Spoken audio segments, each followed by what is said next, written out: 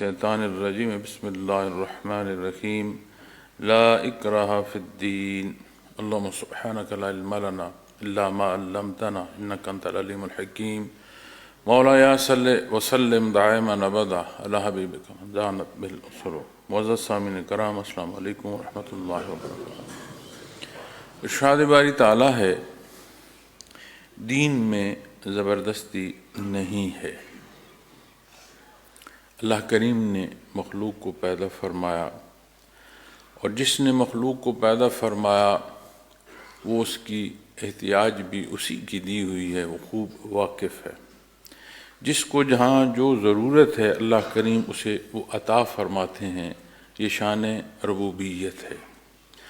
آپ ان علوم کو دیکھیں جو حیات سے متعلقہ وہ حصے ہیں جنہیں اللہ کریم تخلیقی طور پر عطا فرماتے ہیں، تو آپ کو ہر جاندار میں اس کی ضرورت کا علم جو ہے وہ محسوس ہوگا، دکھے گا، اس کی جو روزمرہ کی زندگی ہے اس میں نظر آئے گا۔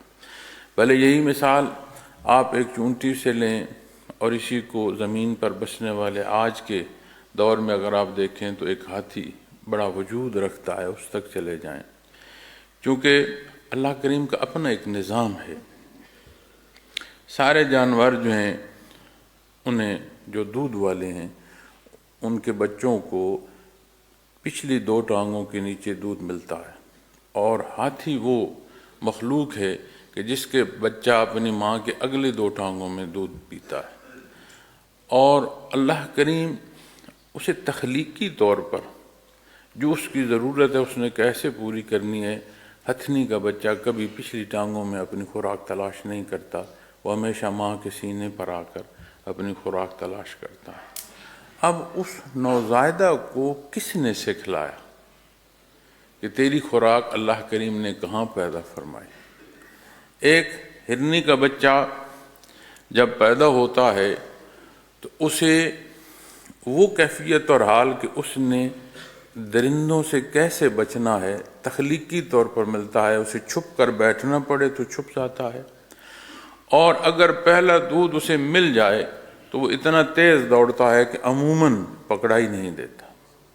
اسی کے مقابل آپ دیکھیں تو جہاں درندے کے بچے ہیں وہ کتنے ہی دنوں آنکھیں نہیں کھولتے، ایک جگہ پڑے رہتے۔ کیوں؟ انہیں خوف نہیں، انہیں جو ضرورت ہے وہاں میسر ہے، اور جسے بھاگ کر جان کا تحفظ کرنا ہے اللہ کریم نے اس طرح کے علوم اسے عطا فرمائے ہیں، وہ اس سے استفادہ کر رہا ہے، اور جس کی نہیں ضرورت اسے جو حصے عطا فرمائے ہیں اس کی زندگی کی وہی ضرورت ہے۔ اسی طرح زندگی میں جو اسباب ہیں یہ لازم ہیں۔ اب کوئی یہ کہے کہ حیات کے لیے سانس لینا ضروری نہیں تو یہ درست نہیں، کوئی یہ کہے کہ حیات کے لیے خوراک ضروری نہیں تو یہ درست نہیں، کوئی یہ کہے کہ حیات کے لیے نیند ضروری نہیں تو یہ درست نہیں۔ اللہ کریم کی جتنی بھی مخلوق ہے زمین و آسمان میں، اللہ کریم نے اس عالم آب و گل، اس فانی جہان کی بات کر رہا ہوں، وگرنہ تو جہاں کی بات کی جائے اور جہاں تک کی بات قرآن کریم ارشاد فرماتا ہے، ہر مخلوق اللہ کریم کا ذکر کرتی ہے۔ اس کا اپنا انداز ہو سکتا ہے، اس کی اپنی زبان ہو سکتی ہے، لیکن ہر مخلوق اللہ کا ذکر کرتی ہے۔ اور انہی آیات کریمہ کے تحت جب علماء کرام بحث فرماتے ہیں تو وہ حیات جو بالعموم حیات ہے نا، مکلف سے ہٹ کر ان کی حیات کا سبب ہی اللہ کی یاد ہے کہ جہاں انقطاع آتا ہے ان کی زندگی ختم ہو جاتی ہے، ان کی بقا ہی اللہ کی یاد میں ہے۔ اب ساری ضروریات زندگی کا علوم اللہ کریم نے ہر ایک کو عطا فرمایا، اور ہر ایک جو اللہ نے اسے انداز عطا فرمایا اس کے تحت اس کا ذکر کر رہا ہے۔ پیچھے بچتی ہیں دو مخلوق، وہ جسے اللہ کریم نے یہ حصہ عطا فرمایا کہ اسے استعداد بالعموم جو زندگی ہے اس سے بڑھ کر دی۔ ان میں پہلا حصہ جو ہے وہ جنات کا ہے، جو بنی نوع انسان سے پہلے اللہ کریم نے زمین پر بسائے۔ ان کی ضروریات زندگی میں جو حصے لازم ہیں وہ ہیں، لیکن انہیں یہ اختیار دیا ہے اللہ کریم نے، یہ سمجھ دی ہے، یہ عقل اور شعور دیا ہے کہ وہ اللہ کریم کی ذات کو پہچان سکیں اور اس پہچان کے ساتھ حق کو سمجھتے ہوئے اختیار کریں اور اس اختیار کرنے پر قائم رہیں۔ پھر دوسرا حصہ جو مخلوق کا ہے، جسے اللہ کریم نے افضل الخلق پیدا فرمایا ہے، جسے اپنی نیابت عطا فرمائی ہے، جس کی حیات عمومی نہیں ہے۔ اگر ہوا، آگ، مٹی، پانی کی بات کی جائے، اس کے تبخیر سے نفس تک کی بات کی جائے، اس کی حیات ان حصوں سے کلی جو ہے وہ تکمیل کو نہیں پہنچتی۔ یہی حصے اسے ملتے ہیں، ماں کے پیٹ میں پورا وجود ہو جاتا ہے، لیکن اس میں حیات کی رمق نہیں آتی، تاں کہ اللہ کریم اس میں روح نہیں عطا فرماتے۔ اب یہ جو باقی حصے جن سے وجود انسانی اللہ کریم نے تخلیق فرمایا، یہ آپ کو جہان فانی سے ملیں گے۔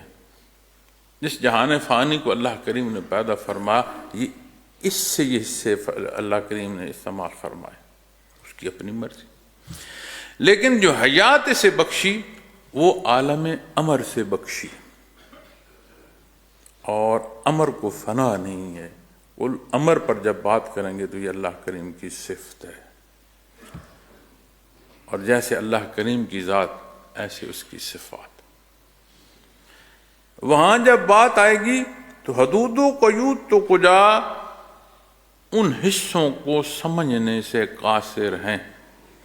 نبی کریم صلی اللہ علیہ وسلم کی ذات اقدس سے کفار سوال کرتے اور مقصد سمجھنا نہیں ہوتا تھا، مقصد یہ ہوتا تھا کہ ایسے سوال لائے جائیں جن کا جواب نہ دیا جا سکے تو ہم اعتراض اٹھا سکیں۔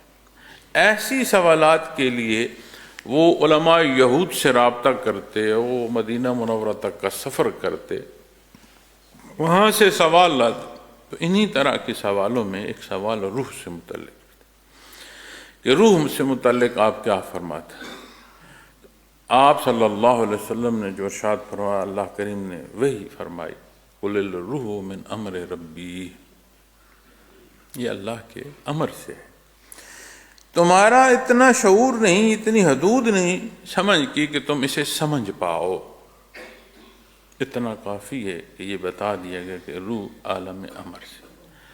اب اس لطیف ترین شے کو اللہ کریم نے ٹھوس وجود سے کیسے منسلک فرمایا، یہ بھی اس کی اپنی شان ہے، دست قدرت ہے۔ تھا نہیں، اسے ہونا عطا فرمایا، اور جو یہ روح منسلک فرمائی، جب بات امر کی آتی ہے تو اسے کلی فنا نہیں ہے۔ یہاں ہم دیکھتے ہیں نا، کل من علیہا فان، عرشوں تک کی وسعتوں تک بات جائے، لیکن جب خلق کی بات آئے گی تو خلق کے بارے میں قرآن کریم یہ ارشاد فرماتا ہے۔ کس کا کتنا وقت ہے، اللہ کریم کو کتنا منظور ہے، یہ وہ بہتر جانتے۔ لیکن اس فانی جہان کی ساعتیں تمام ہو جائیں، موت واقع ہو جائے، وجود کی حیات اور رمق جو حیات کی ہے اس کا انقطاع آ جائے، لیکن ہمیں دین ارشاد فرماتا ہے، ہمیں اللہ کریم نے بتایا ہے، ہماری رہنمائی نبی کریم صلی اللہ علیہ وسلم نے فرمائی ہے، ہمارے ایمانیات میں بنیاد ہے ایمان بالآخرہ۔ تو سمجھ آئی، انسان منتقل ہوا ایک جہان فانی سے حیات برزخیہ میں منتقل ہوا۔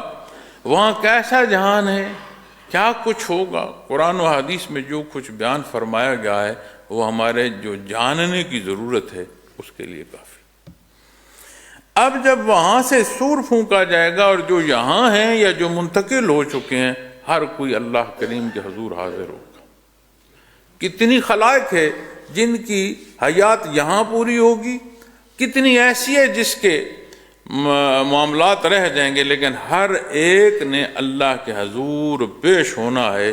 جن کے معاملات نہیں ہوں گے وہ تمام ہو جائیں گے، جن کے معاملات ہوں گے، جیسے حدیث شریف میں آتا ہے کہ ایک سینگ والی بکری نے کسی بغیر سینگ والی بکری کو مارا تو اس کا بھی حساب وہاں ہوگا، اسے وہ قوت دی جائے گی تاکہ وہ اپنا بدلہ لے، لیکن معاملہ تمام فرما دیا جائے گا، کوئی شے بچے گی نہیں۔ آپ غور فرمائیں، اللہ کریم کی شان ہے، اس کی قدرت ہے کہ تھا نہیں، اس نے ہونا عطا فرما اور اس ہونے کو پھر دوام عطا فرما دیا، یہ مخلوق پھر ہمیشہ ہمیشہ رہے گی۔ دنیا میں وجود ظاہر ہے، مکلف ہے، روح تحت ہے، برزخ میں روح پر وارد جو شے ہوگی وہ وجود پر اثر کرے گی، آخرت میں دونوں حصے برابر آ جائیں گے، لیکن جیسے یہاں زندگی بسر کی ویسے نتائج پائے گی یہ مخلوق، لیکن رہے گی ابدل آباد۔ اب اسے جو ضرورت اس کی اللہ نے دی ہے، اور جہاں تخلیق کے مقاصد میں بات آتی ہے تو اللہ کریم نے اس کی تخلیقی مقاصد میں اپنی عبادت ارشاد فرمائی، سبحان اللہ۔ اب اس عبادت کے مقصد کو اللہ کریم نے سے سمع و بصر و افدا، قرآن کریم یہ 3 حصے بیان فرماتا ہے، لعلکم تشکرون، یعنی ایسا حصول تمہیں ہو جس سے تم شکر گزاری تک پہنچ سکو، تمہیں وہ احساس جو مخلوق کا ہے نصیب ہو، تمہیں وہ حصے نصیب ہوں کہ تمہیں خالق سے آشنائی نصیب ہو۔ پھر جو استعداد رب کائنات نے اسے عطا فرمائی ہے، اس استعداد میں یہ نہیں ہے کہ وہ کلی طور پر ان زمین و آسماؤں کی وسعتوں سے نکل جائے اور کارگاہ حیات کی کلی معنوں کو سمجھ پائے، ذات باری تعالیٰ کو ایسا سمجھ پائے کہ اسے کیا پسند ہے اور کس چیز کو وہ ناپسند فرماتا ہے۔ میری ضرورت سے متعلق جاننا مجھ سے پہلے کیا ہے، قالوا بلا، اور میری ضرورت کا مجھ سے آج کے وقت کے بعد جاننا کیا ضروری ہے، جہاں ہر کوئی صف بستہ اس کے حضور اپنے حساب کو لیے کھڑا ہوگا۔ تو اس نے اپنے انبیاء اور رسول مبعوث فرمائے، کلام ذاتی سے نوازا، وہ ضروریات جو اس عالم آب و گل سے باہر اس مخلوق کی ضرورت تھی، رب کائنات نے کلام ذاتی سے اسے وہ عطا فرمائی۔ اب عمومی علوم کو دیکھو، جو ضرورت ہے وہ تو میں نے عرض کیا ایک چیونٹی کو بھی نصیب ہے، اس کی جو ضرورت اور اسے جو خصوصیت، خصوصی سمجھ کی، شعور کی دی ہے، جس سے متعلق قرآن کریم دعوت دیتا ہے کہ گرد و پیش دیکھو، زمین و آسمان کی وسعتوں کو دیکھو، بارش کے برسنے کو دیکھو، گھاس کے پھوٹنے کو دیکھو، اس کے سبزے سے واپس خاک ہونے تک کو دیکھو، تمہیں سمجھ آئے گی کہ کوئی ذات ہے جس کے دستے قدرت میں یہ نظام حیات ہے۔ اب وہ کیا پسند فرماتا ہے، اس کے لیے اس نے اپنا کلام عطا فرمایا، ایسا سکھانا کہ اختیار بھی کیا جائے، انسانی حیات میں رہتے ہوئے تمام تر مسائل مصائب کے ہوتے ہوئے احکامات باری تعالیٰ پر عمل پیرا ہونا ممکن ہے۔ اس کی مثال انبیاء اور رسول دیکھیں، پھر وہ اپنے سامنے تربیت فرماتے ہیں لیکن اپنی ذات کو سجدہ نہیں کراتے، سجدہ اللہ جل شانہ کے حضور کراتے۔ مخلوق کو اللہ سے شناسائی نصیب ہونے کا ذریعہ اللہ نے یہ بنایا۔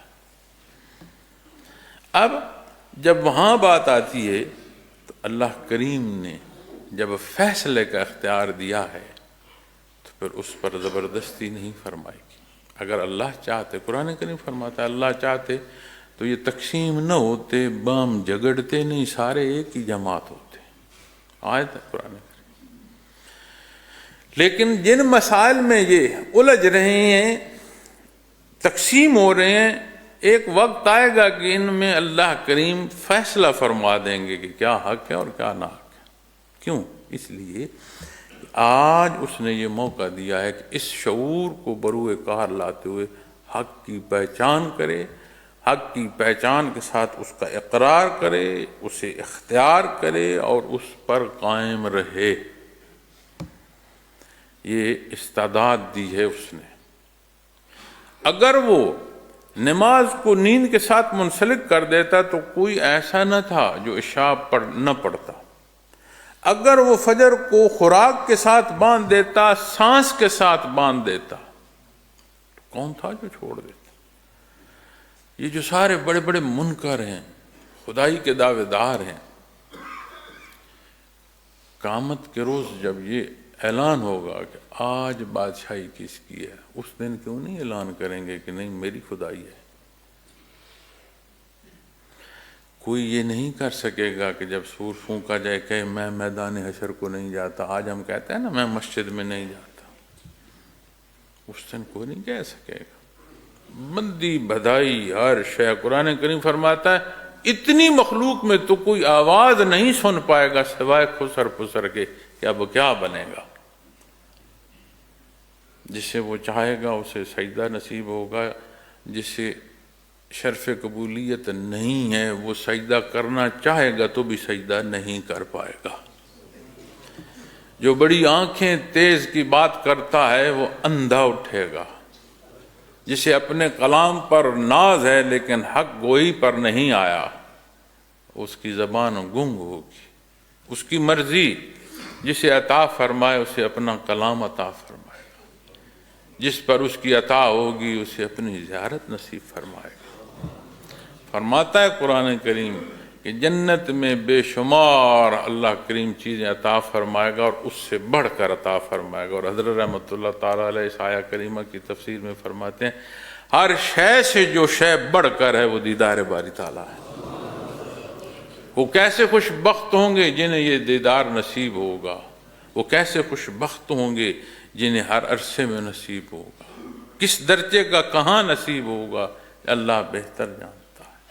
لیکن وہ شناسائی اور آج کی سمجھ کہ اس شناسائی جہاں کی دی جا رہی ہے، آج کے عمل کا صحیح اور غلط کی پہچان اور اختیار کرنا اور اپنے آپ کو اس اللہ کی رضا کے لیے تیار کرتے ہوئے اس راہ کا مسافر ہونا اور اس پر قائم رہنا، یہ استعداد ہے۔ اور اللہ کریم نے اسی لیے وہ منزل جو ہے وہ ارشاد فرمائی۔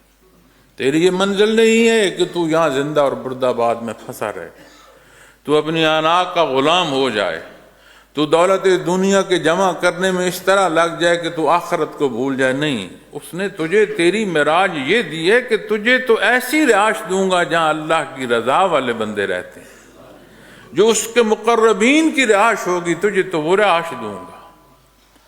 تیرے لیے کوئی سایہ ایسا نہیں ہوگا کہ جس کے ڈھل جاننے کا خوف ہو۔ تجھے موسم کی حدت کی بات آئے یا اس کی سردی کی بات آئے، تجھے تکلیف وہ موسم کی کیفیت بھی نہیں دے گی۔ یہ قرآن کریم بیان فرماتا ہے۔ تو جب بات دین کے اختیار کرنے کی آتی ہے تو معزز سامعین کرام یہ آیہ کریمہ ارشاد فرماتا ہے لا اکراہ فی الدین، دین میں زبردستی نہیں ہے، یعنی کسی کو دین کی دعوت دی جا سکتی ہے، اس میں استعداد موجود ہے۔ کسی کو اس کے سر پر تلوار رکھ دی جائے کہ پڑھ کلمہ، یہ اجازت نہیں۔ لیکن اس میں دو مزید پہلو ہیں جنہیں سمجھنے کی ضرورت ہے۔ جو ہم نے اپنی خواہش یا مرضی پر جو موضوع اپنا رکھے ہیں ان میں ایک موضوع یہ ہے کہ اللہ نے فرما دیا ہے لا اکراہ فی الدین، تو یعنی جس کا جو دل ہے کرے، تم اس پر دین کی بات کیوں کرتے ہو؟ دوسرا پہلو کہ جہاں مسلمان بستے ہیں وہاں بے دینی اور بے عملی اس پر نفاذ قانون کا نہیں ہونا چاہیے، یہ بھی اس کا ذاتی حق ہے۔ یہ دونوں باتیں درست نہیں۔ دین میں زبردستی اگر ان معنوں میں ہوتی تو جہاد کی آیات نہ ہوتی۔ نبی کریم صلی اللہ علیہ وسلم بنفس نفیس جہاد میں شریک نہ ہوتے، پھر بات غزوات کی نہ ہوتی، سرایا کی نہ ہوتی۔ اللہ کے نام پر اپنی جان قربان کرنے کی آیات نہ ہوتی۔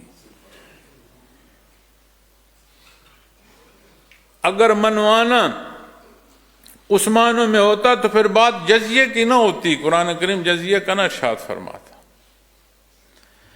یہ تو رہا اس سوال کا جواب کہ جو یہ کہا جاتا ہے کہ دینی حصے میں آپ نہیں سختی کر سکتے، اس کا ترجمہ جو ان معنوں میں لیا گیا یہ درست نہیں۔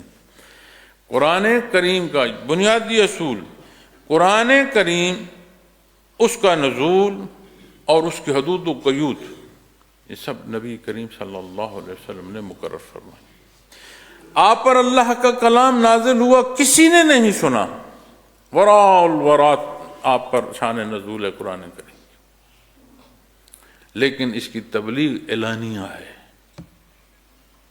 اسی طرح جب بات آتی ہے ذاتی اعمال کی، تو اگر ایسا ہوتا تو منکرین زکوٰۃ سے متعلق حضرت صدیق اکبر رضی اللہ تعالی عنہ یہ نہ فرماتے کہ زکوٰۃ کے اونٹ کی جو رسی ہے وہ بھی اگر کوئی نہیں دے گا تو ہم لیں گے وہ رسی۔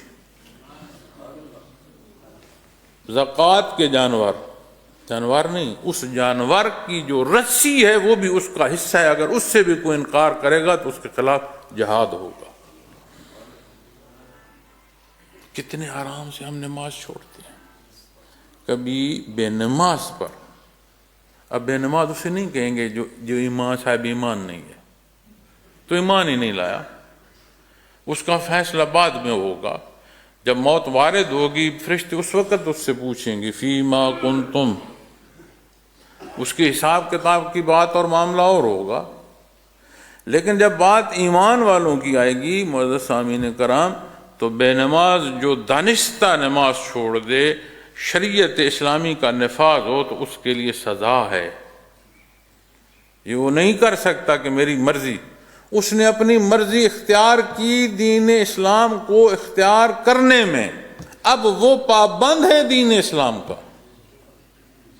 اور بے نماز سے متعلق ائمہ کرام کو دیکھیے کیا فرماتے، یہاں تک ارشاد ہے کہ اگر دانستاً بے نماز نہیں پڑھتا، اسی ضد پر رہتا نہیں پڑھتا، اس کی گردن اڑا دی جائے۔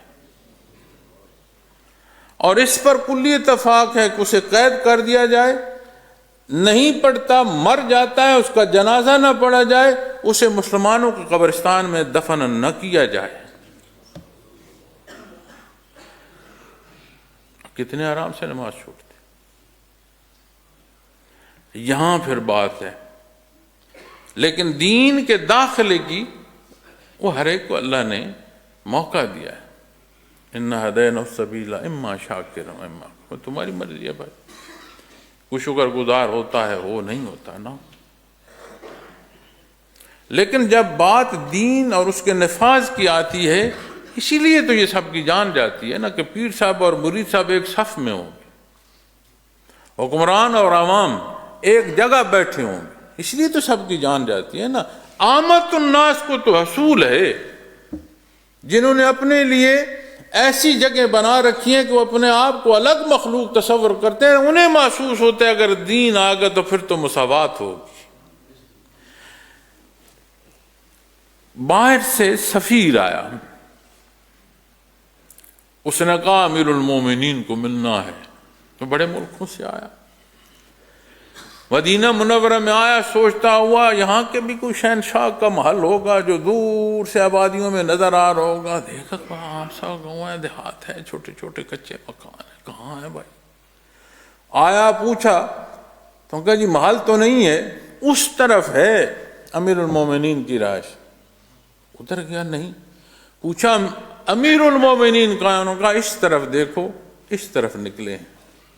آگے گیا تو حضرت عمر فاروق رضی اللہ تعالی ریت پر سو رہے ہیں، جس کھجی کے سائے میں سوئے تھے، کھجور کا تنہ تو چھوٹا ہے نا جی، سورج ڈھلا، وہ سایہ ہٹ گیا، پسینے سے شرابور ہیں، قطرے ریت میں گر رہے ہیں اور سوئے۔ انہوں نے کہا یہ ہمارے امیر المومنین۔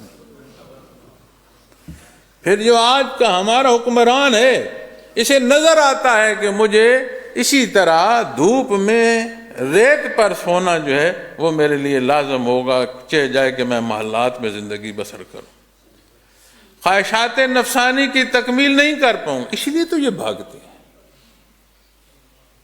دین تو حقوق دلاتا ہے، انصاف قائم رکھتا ہے، لیکن دکھ اس بات کا ہے کہ ہم اسلامی ملک ہیں، اسلامی ملک میں جہاں فیصلے کی بات آتی ہے وہاں امیر المومنین کو بھی اگر قاضی کے پاس پیش ہونا پڑے تو اسے جواب دینا پڑتا ہے، اور ہمارا قاضی کہتا ہے لا اکراہ فی الدین سے مراد ہے جس کا جو دل ہے وہ کر لے۔ پھر ہم کہتے ہیں ہمارے معاشروں میں امن کیوں نہیں، یہاں سکھ اور سکون کیوں نہیں؟ وہ یہ بھی نہیں سوچتا کہ موضوع آپ صلی اللہ علیہ وسلم کی ذات اقدس سے متعلق ہے، اور اس آیت کو جسے اللہ نے عطا فرمایا اور اللہ کے حبیب نے بیان فرمایا اسے وہاں بیان کر رہے ہو جہاں شان میں گستاخی تو ہو سکتی ہے، دینی پہلوؤں کی تکمیل نہیں ہے۔ قاضی کا نام قاضی رکھ دینے سے کوئی قاضی و قضاب نہیں ہو جاتا تاکہ اس میں حکم شریعت کا داخل نہ ہو۔ تو جہاں جہاں ہم نے نام رکھے ہوئے، اب اپنا میرا سب کا نام دیکھ کے مسلمان نام نہیں ہے، تو سارے سود میں گلے تک دھنسے ہوئے نہیں ہیں۔ ان ناموں کو سود میں دھس جانا، کیا یہ مقام ہے ان ناموں کا؟ جنہیں یہ نام نصیب ہو ان کا یہ مقام ہے کہ نہیں؟ تو جب بات آتی ہے عمل اور بے عملی کی، کوئی نماز چھوڑے گا تو حکمران کی ذمہ داری ہے، اس سے یہ سوال کیا جائے گا کہ تجھے اختیار تھا اور تیرے اختیار میں لوگوں نے دانستہ نماز چھوڑی، تو نے کیوں دین کا تحفظ نہیں کیا؟ یہاں بات آتی ہے کہ کہاں اطلاق۔ لیکن جب بات آتی ہے غیر مسلم کی، اپنے جھنڈے کو دیکھو، آج تو ہمارے بچے اس سے بھی نابلد ہو چکی ہیں کہ انہیں معلوم ہے کہ سبز رنگ کا مطلب کیا ہے اور سفید رنگ کا کیا مطلب۔ یہ پتہ ہے سفید رنگ کیوں رکھا ہوا ہے؟ اس لیے کہ سبز پرچم اسلام مسلمان کی پہچان ہے، اور اس کے تحت سفید رنگ میں وہ غیر مسلم ہو تو اس کا بھی تحفظ ہمارے ذمہ ہے۔ تاریخ انسانی شہادت دیتی ہے کہ اگر غیر مسلم یعنی دوسرا مذہب کا اسے بھی کلی طور پر دنیا میں کہیں انصاف نصیب ہوا ہے تو وہ خلافت اسلامیہ میں نصیب ہوا ہے۔ اس کے اصول اللہ کریم نے انسانی حقوق ہر ایک کو دیے ہیں۔ یہ نہیں کیا جا سکتا کہ کسی کا مال کوئی غیر مسلم ہے تو غصب کر لیا جائے کہ اس کا غیر مسلم ہے اس کا غصب کرتا ہوں، نہیں کر سکتے ہو۔ انسانی حقوق کا تحفظ ہے۔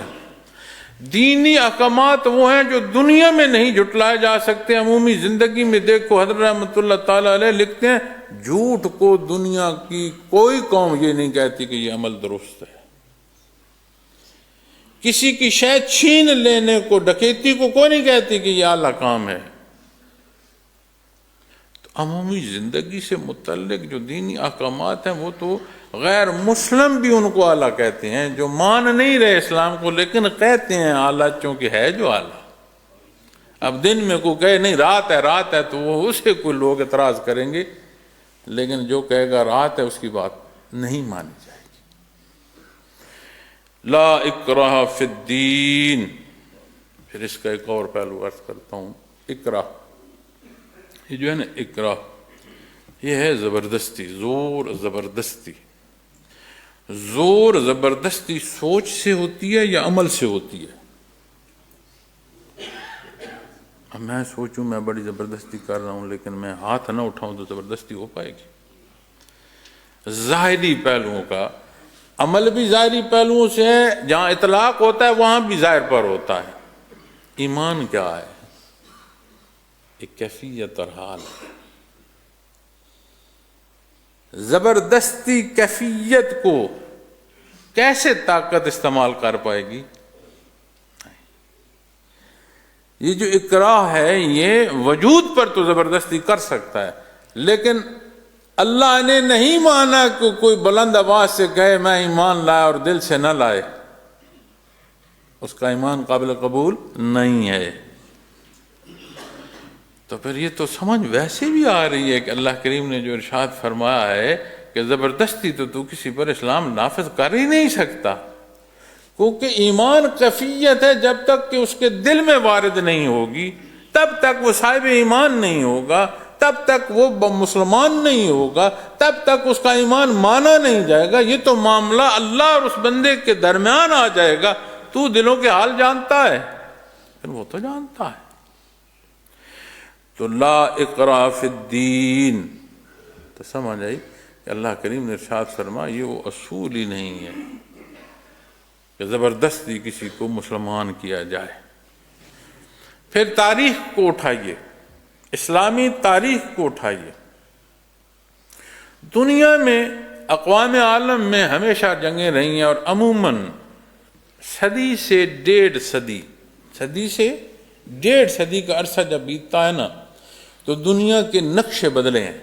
یہ تاریخ میں عموماً دیکھا ہے، ہر ڈیڑھ صدی کے اندر بار دنیا کے نقشے بدلتے ہیں۔ اور یہ عجیب اتفاق ہے کہ اب پھر ہم اس عرصے کے قریب ہیں، کیا ہو اللہ بہتر جانتا ہے، لیکن ہم پھر ہیں اس عرصے کے قریب۔ لیکن جب اقوام جو طاقتور ہیں، جو قبضہ کر لیتی ہیں، تو جس مقبوضہ علاقے میں وہ حاکم بنتے ہیں، وہ جو محکوم قومیں ہوتی ہیں وہ دست بستہ بات تو مانتی ہیں، ان میں ضم اور شامل نہیں ہوتی۔ کیوں؟ وہ دل سے نہیں مان رہے ہوتے، مجبور ہوتے ہیں۔ جس دن موقع ملتا ہے بغاوت کر دیتے ہیں، یا وہ قبضہ چھوڑ دیں تو وہ اپنے آپ کو آزاد محسوس کرتے ہیں، اعلان کرتے ہیں، ان کا حصہ نہیں کہتے کہ ہم ان کا حصہ یہاں رہ گئے۔ اس میں بھی ہماری ایک نالائکی ہے، انگریز مجبور ہو کر چلا گیا ہے، ہم ابھی تک ذہنی آزادی میں نہیں آ سکے۔ لیکن تاریخ اسلام بتاتی ہے کہ اسلام جہاں تک پہنچا وہاں کے لوگ صاحب ایمان ہو کر خلافت اسلامیہ کا ایسا حصہ بنے کہ وہ اپنی شمشیر اٹھا کر حق کے لیے کھڑے ہو گئے۔ جس ملک میں چلے جاؤ جہاں اسلامی حکومت گئی، وہاں کے لوگ اسلام میں ایسے شامل ہوئے کہ ضم ہو گئے، اور دین اسلام تو ویسی رنگ و نسل کو نہیں دیکھتا۔ بیت اللہ شریف عظمتوں کے حامل، تجلیات ذاتی کا محبت، اس کی چھت پر بلال حبشی کو کھڑا کر دیا، اللہ اکبر اللہ اکبر۔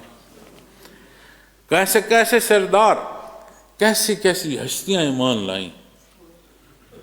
جنت میں جو آپ صلی اللہ علیہ وسلم کی رسی ہے اسے حضرت بلال حبشی کو تھما دیا۔ تو یہ وہ حصے ہیں جو دین اسلام کے ہیں، جس تک پہنچتا ہے وہ اس کا حصہ ہو جاتا ہے، اس پر زبردستی نہیں کی جاتی۔ لیکن اسے ان معنوں میں لے لیا جائے کہ جس کا دل ہے نماز پڑھے، جس کا دل ہے انکار کر دے، یہ درست نہیں ہے۔ اس کا جواب اپنے حصے کے مطابق اللہ کے حضور ہمیں دینا پڑے گا۔ میرے پاس اختیار نفاذ کا نہیں ہے، میرے پاس اس کلام کا تو اختیار ہے نا جو میں بول رہا ہوں۔ اگر یہ کلام حق میں نہیں بولوں گا کہ لوگ یہ کہیں گے کہ یہ تو بڑی سخت بات کہہ رہا ہے، مجھ پر اعتراض آئے گا، تو پھر مجھے بھی حساب دینا ہوگا۔ اور جس کے پاس اختیار نفاذ کا ہے اسے نہیں دینا پڑے گا، یقیناً دینا پڑے گا۔ اللہ معاف فرمائے، حساب اتنا بڑا ہے، اللہ معاف فرما دے۔ آپ سوچو کہ جب پیدا ہوئے ہوش کو پہنچے، ہر شے اس کی دی ہوئی ہے، اور اس کی دی ہوئی شے کا استعمال کر رہے ہو، بھلے آنکھ ہے، بھلے سماعت ہے، بھلے ہاتھ وجود ہے، بھلے تیری سوچ ہے۔ تو ایک اسی لیے کہتے ہیں نا کہ بہت نہیں بولنا چاہیے، اس ہر کلام کا جواب دینا پڑے۔ کم گوئی بہتر ہے، بولو تو دینی پہلو بولو، تسبیحات میں بولو، کم بولو، بلا ضرورت کلام نہ کرو۔ کیوں کہ جو کلام کرنا ہے قوت اس کی دی ہوئی ہے، زبان اس کی دی ہوئی ہے، اس کی پیدا کی گئی خلق میں تیری آواز اثر پیدا کر رہی ہے، درست ہے یا غلط، حساب دینا پڑے گا۔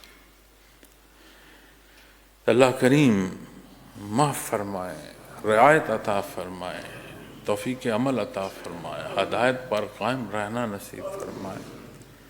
اللہ کریم کا یہ احسان ہے، اسلام سے وابستگی بھی نصیب ہے، تمام کمزوریوں خطاؤں کے باوجود اس نے اپنے حضور سربہ سجود ہونے کی سعادت عطا فرمائی۔ ثم الحمدللہ، جو اس کی شان ہے، تا آیات سربہ سجود رہیں تو یہ سجدہ اس قابل نہیں ہے جو اس کی شان ہے۔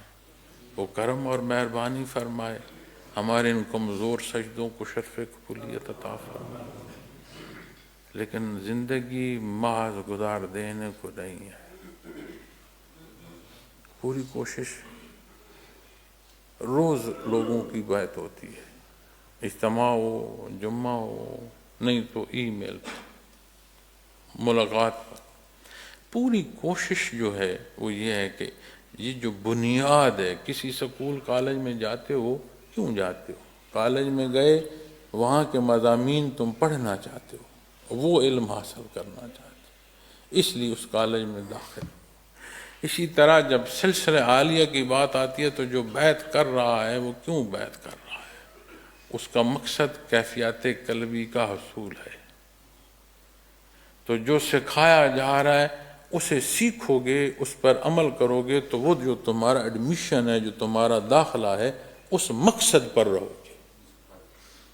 اور اس اجتماع کو رشتہ داریوں، تعلق داریوں، کاروباری حیات اس میں بدلتے جاؤ گے تو غور کرنا داخلہ کس لیے لیا تھا، اس داخلے پر قائم رہو۔ اور دنیا کی زندگی میں یہ نہیں ہوگا کہ عبادات عادت ہو جائیں اور عادات کو پھر وہ درجے نصیب ہوں جو بندہ کہے عبادات کے ہیں۔ مجاہدہ ہے اس میں محنت ہے۔ اور یہ نہ کہو میں محنت کروں گا، نہیں، کہو اللہ توفیق عطا فرمائے۔ ہر بات کو اپنے اللہ کی طرف منسوب کرو تو تمہاری بات جو ہے اس میں وزن آ جائے گا، چونکہ وہ عطا فرما دے توفیق۔ اسے اپنی طرف لے آؤ گے تو پھر خطا ہوگی۔ ہماری کیا حیثیت، ہم تو اپنا کہا گیا بھول جاتے ہیں، لوگ یاد دلا رہے ہوتے ہیں، میاں آپ نے یہ وعدہ کیا تھا، یہ بات کہی تھی، ہم تو کہتے ہیں میں نے نہیں کہی تھی، مجھے یاد ہی نہیں۔ وہ جسے اپنے عہد نہ یاد ہوں اس کا اپنی ذات پر کہہ دینا کیا معنی رکھتا ہے؟ مالک کل کائنات کے سپرد کر دینا اعلیٰ ہے۔ اور جب ذکر کی بات آتی ہے اسے ایسا پختہ فرمائے۔ دین کے نام پر ہمارے معاشروں میں رواجات پھیل رہے ہیں۔ دین رواجات کا نام نہیں ہے، ارشادات محمد الرسول اللہ صلی اللہ علیہ وسلم کلام ذاتی ہے۔ وہ حدود جو آپ نے مقرر فرمائی ہیں صلی اللہ علیہ وسلم، وہی دین ہے۔ اس سے باہر کوئی نہ حق ہے، نہ سچ ہے، نہ سود مند ہوگا، اس سے کوئی استفادہ نہیں کر سکے گا، اپنے لیے بھار بنائے گا اور وہ بوجھ اٹھانا مشکل ہوگا قیامت کے دن۔ ہم گرد و پیش کو دیکھتے ہیں، دکھ اور تکلیف ہوتا ہے، ہم کس حال میں ہیں، ہم کس تقسیم میں ہیں، ہم کیسی نفرتوں میں ہیں، ہمارے اندر، ہم نے تو تہذیب کے وراثت ہیں اور ہمارے اندر بد تہذیبی ہے، یہ کیا ہے؟ لیکن اس وقت بھی لوگ پیدا ہوئے ہیں معزز سامعین کرام جب دین کو روکا جا رہا تھا، اس زمانے میں بھی لوگ پیدا ہوتے رہے اور مرتے رہے جب استحکام تھا خلافت اسلامیہ، اور آج انحطاط کے دور میں بھی لوگ پیدا ہو رہے ہیں اور مر رہے ہیں۔ کل پھر جب اشاعت پر علم بلند ہوگا لوگ پیدا ہو رہے ہوں گے، مر رہے ہوں گے، لیکن یاد رکھنا، میں اور آپ نہ تاریخ پر اپنے کردار کو کہہ سکتے ہیں کہ میں ہوتا تو یہ کرتا، نہ مستقبل پر کہہ سکتے ہیں میں ہوں گا تو یہ ہوگا، یہ کہہ سکتے ہیں آج میں ہوں جو مجھے اللہ نے عطا فرمایا ہے، چاہے ذہنی استعداد ہے، چاہے میرا کلام ہے، چاہے میرا وجود ہے، جتنی میری استطاعت ہے، جو میرا حصہ اس نے عطا فرمایا، میں اس کی پسند اور حکم کے مطابق بسر کروں۔ یہ وہ حصہ ہے جو آج میرا اور آپ کا وقت گزر رہا ہے۔ اس کا اپنے ذکر کو مضبوط کریں، خالص اللہ کے لیے کریں، خالص اس کی رضا کے لیے کریں، وہ عبادت کے لائق ہے۔ اور یہ شکر فرمائیں اس نے اللہ کی توفیق دی ہے۔ یہ ہمارا احسان نہیں ہے، ہمارا کمال نہیں ہے، یہ مالک کا کمال اور احسان ہے، یہ اس کا کرم ہے کہ اس نے یہ توفیق دی۔ اپنے ذکر کو کیفیات سے نہ جوڑیں۔ کیفی حصہ ہے، کیفیت وارد ہوتی ہے، لیکن کیفیت مقصد تو نہیں ہے۔ کیوں؟ اس لیے کہ کیفیت خالق ہے یا مخلوق ہے؟ تو پھر مخلوق کو مقصد کر لو گے۔ اپنا وقت طے کرو، جو ہوتا ہے ہو جائے، اس وقت ذکر میں بیٹھ جاؤ، جہاں جہاں خرابی ہے وہ اسے درست کرتا چلا جائے گا۔ متوجہ اللہ ہونا زندگی کی کمی بیشی کو سیدھا کر دے گا۔ اپنی کیفیات کو لے کر ڈھونڈتے رہو گے، دل کرے گا تو بڑا ذکر کروں گا، خطا کھا جائے، یہ کمزور پہلو۔ کسی طرح بھی اللہ کریم کا نام لینا فائدہ مند ہے۔ اب میں حیران ہوتا ہوں جب باہر جاتا ہوں نا، تو کئی دفعہ غیر مسلم اس لیے ملتے ہیں، وہ کہتے ہیں یہ اسپرچول ٹیچر ہے، تو اس کو میڈیٹیشن یعنی اس سے علاج ہوتا ہے، اس سے کیا، وہ کہتے ہیں پیس آف مائنڈ۔ اب انہیں بندہ کیا سمجھائے کہ پیس آف مائنڈ نہیں ہوتا، ہوتا تو پیس آف ہارٹ ہے۔ سکھ تو دلوں کی بات ہے، کیفیت کا گھر تو یہاں ہے۔ لیکن میں انہیں اللہ کا نام، میں انہیں کہتا ہوں کہ بھائی تم جیسے بھی مانتے ہو، مجھے اس سے غرض نہیں، اگر مجھ سے علاج چاہتے ہو تو نام اللہ کا لینا پڑے گا۔ میں نہیں کہتا کہ تم ضرور کلمہ پڑھو، لیکن علاج کی غرض سے بھی مجھ سے علاج چاہتے ہو تو نام اللہ کا لینا پڑے گا۔ اور آپ یقین مانیں وہ دین سیکھنے پر بات نہیں کر رہے ہوتے، وہ اپنی زندگیوں کو تلخی سے نکلنے کی بات کر رہے ہوتے ہیں۔ میں ممبر رسول پر بیٹھا، مجھے کسی سے نہ وہاں کچھ لینا دینا تھا، نہ آج کسی سے کچھ لینا دینا ہے۔ وہاں کی بات بھی اللہ کی رضا کے لیے تھی، یہاں کی بات جو آپ کی تربیت میں کر رہا ہوں یہ بھی اللہ کی رضا کے لیے۔ آج تک ایک بندے نے مجھے یہ نہیں کہا کہ یہ جو تم مجھے اللہ اللہ کہہ رہے ہو اس سے میرے اندر سکھ نہیں آیا، کسی ایک نے نہیں کہا۔ موقع پر کہتے ہیں لگتا ہے ایسے نا کہ یہیں سو جاؤں، ایسا سکھ آ رہا ہے، وہ کہتے ہیں دل کرتا ہے میں یہیں سو جاؤں۔ پھر کب ملو گے یہ بتانے کو؟ ہم تو لا الہ الا اللہ محمد رسول اللہ صلی اللہ علیہ وسلم پڑھنے والے، ماننے والے، ہم اپنے اللہ کی یاد کو کیفیات سے منسوب کریں گے۔ اوقات فراغت کے دیکھیں، آپ فارغ ہوں گا تو دیکھوں گا، اس فراغت کو جو مصروفیت ہے اس مصروفیت کو اٹھا کر برزخ میں لے جاؤ گے۔ جس مصروفیت کے بنا اللہ کی یاد چھوڑ رہے ہو اس مصروفیت کو کندھوں پر اٹھاؤ گے اور برزخ لے جاؤ گے، تو پھر اس کام کو کیوں نہ پکڑیں، اس معاملے کو کیوں نہ پکڑیں جو یہاں بھی ہے، جو برزخ میں بھی ہوگا، جو روز محشر بھی ہوگا۔ اس لیے جو وقت مقرر فرمائیں اسے پختہ رکھیں، یہ آپ کی باقاعدگی کا سبب بنے گا۔ اپنے اوقات میں سے دیکھ لیں، شام کا ذکر جو نیٹ کا ہوتا ہے وہ لازمی کراتا ہوں۔ مجھے ساتھیوں نے کہا کہ تہجد کا بھی کرایا کریں، میں نے کہا کہنے اور اپنے آپ کو اس پورے 24 گھنٹے میں چلانے میں بڑا فرق ہوتا ہے۔ تو جو حضرت فرما رہے تھے معمولات، اس میں تو میں کوشش کروں گا کہ سانس رہے تو کمی نہ آئے، لیکن کیا یہیں سے میں ہی کروں تو ہونا ہے؟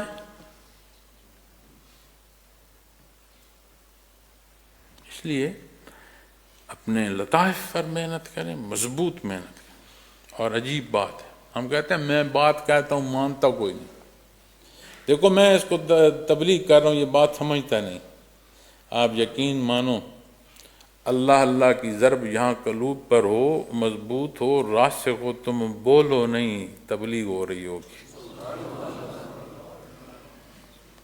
ایسے معاملات پیش آتے ہیں کہ بغیر کلام کے اگلے تک وہ کیفیت منتقل ہو رہی ہوتی ہے، لیکن ہمیں اس پہلو سے بھی یہ نہیں کہ یہ میرا کمال ہے، اس طرف جانے کی ضرورت نہیں۔ اسی لیے منع کیا جاتا ہے کہ مشاہدات اور کشف کی بات نہ کیا کرو، اس موضوع پر نہ جاؤ، پرکھنا عمل دیکھو۔ آپ صلی اللہ علیہ وسلم کی سنت مبارک ہے زندگی میں، اس کی تلاش ہے، اسے اختیار کر رہے ہو، لیکن اب اگر ہم دوسروں پر فیصلہ نافذ کریں، اپنے اعمال نہ دیکھ رہے،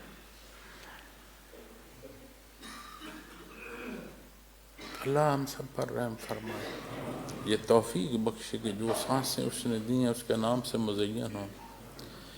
زندگی کا سفر اس راہ کا نصیب ہو جسے اللہ نے پسند فرمایا۔ وہ راہ ہم امتی ہیں، امتی کیا کرتا ہے؟ اس راہ کا مسافر ہوتا ہے جہاں اس کا نبی اور رسول جس راستے سے گزرتا ہے، وہ ان کی شان، کس شان سے اس راستے سے گزرے۔ ہم تو وہ گناہگار خطا کار امتی ہیں، راستہ تو وہی ہے، وہ گزرنا اپنی شان سے۔ صحابہ کرام رضوان اللہ علیہ مجمعین گزرے، یہ نشان منزل ہیں، اس محبت کی راہ کے نشان منزل ہیں، سنگ میل ہیں، گزرے اپنی شان سے۔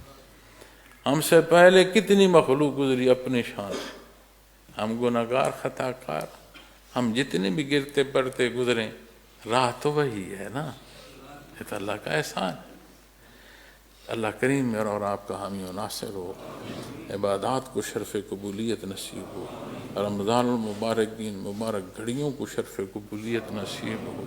اللہ ہماری خطائیں معاف فرمائے، ہمارا حساب آسان فرمائے، دنیا جہان کی زندگی ایمان کی ہو، یہاں سے جائیں تو اس کے نام سے مزین جائیں، ہماری زبانیں تر ہوں اللہ اللہ سے۔ وآخر دعوانا الحمدللہ رب العالمین۔